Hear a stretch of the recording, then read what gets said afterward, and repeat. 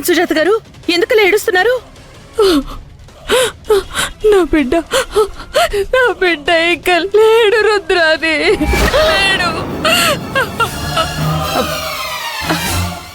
ఈ ఇంతలో ఏం జరిగింది? అసలు ఎలా చనిపోయాడు?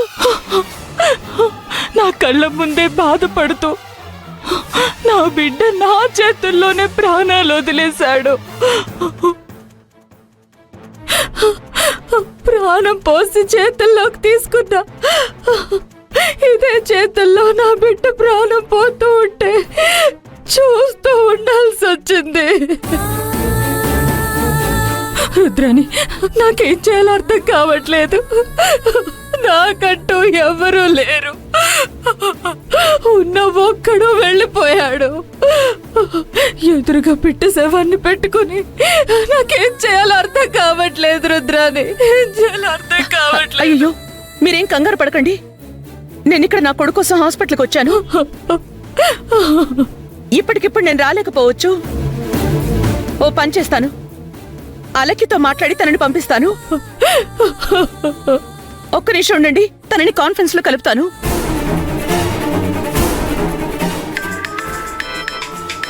రుద్రాణి ఫోన్ చేస్తుందేంటి? చెప్పండి రుద్రాణి గారు. అలేఖ్య, లైన్ లో సుజాత గారు కూడా ఉన్నారు. వాళ్ళ అబ్బాయి చనిపోయాడంట.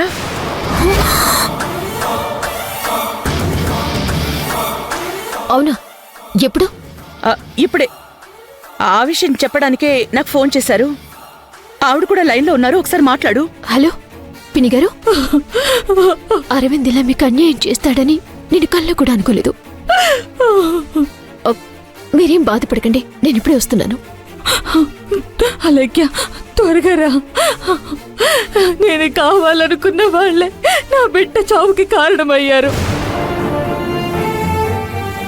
వాళ్ళకి నా బిడ్డ చావు గురించి చెప్పడం నాకు ఇష్టం లేదు.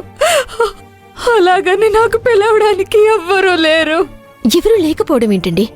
నేనున్నాను కదా. నేను 5 నిమిషాల్లో మీ దగ్గర ఉంటాను. అలెక్య, త్వరగా రా.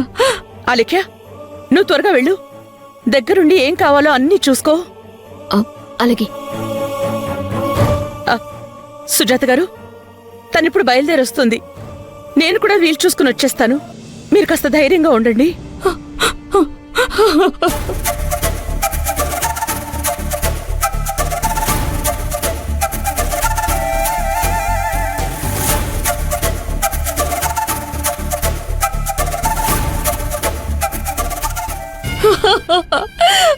అరవింద్, నాన్న అరవింద్, నాన్న అరవింద్.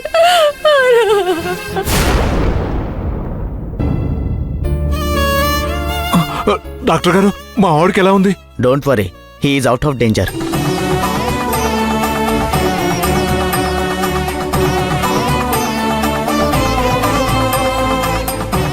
సమయానికి ఈ అబ్బాయి వచ్చి బ్లడ్ ఇచ్చాడు కాబట్టి మీ అబ్బాయిని సేవ్ చేయగలిగాం. లేదంటే పోయే ప్రాణాలు మేము కూడా ఆపగలిగే వాళ్ళం కాదు.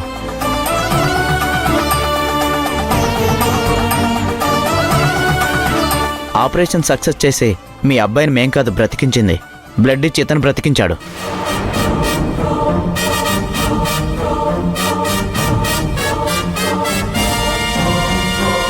ఎగ్జాక్ట్ టైంకి తను రాబట్టి మీ అబ్బాయికి ప్రమాదం తప్పింది.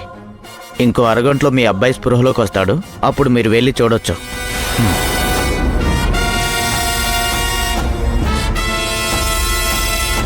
మన మధ్య ఎన్నో గొడవలు జరిగాయి, ఎన్నో మాటలు జరిగాయి. మనం ఎదురుపడినప్పుడు ఏ రోజు మాట్లాడుకోలేదు, గొడవలు పడ్డం తప్ప.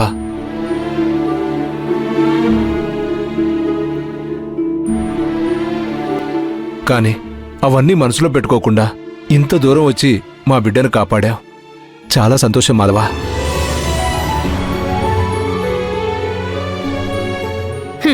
వాళ్ళేదో మంచి చేసినట్టు పొగుడతారేంటండి? అసలు ఈ పరిస్థితికి కారణమే వీళ్ళు కదా.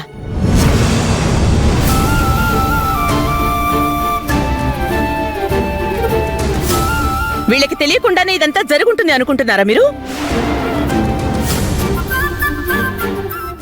రుద్రాణి, నిజంగా వాళ్ళు ప్రాణాలు తీయాలనుకుంటే అతను ఇంత దూరం వచ్చి రక్తం ఇవ్వాల్సిన అవసరం లేదు. అప్పుడప్పుడు మనుషులుగా మనం కూడా ఆలోచించాలి. నోరుంది కదా అని మాట్లాడడం కాదు. చాలా థ్యాంక్స్ బాబు. అన్నయ్య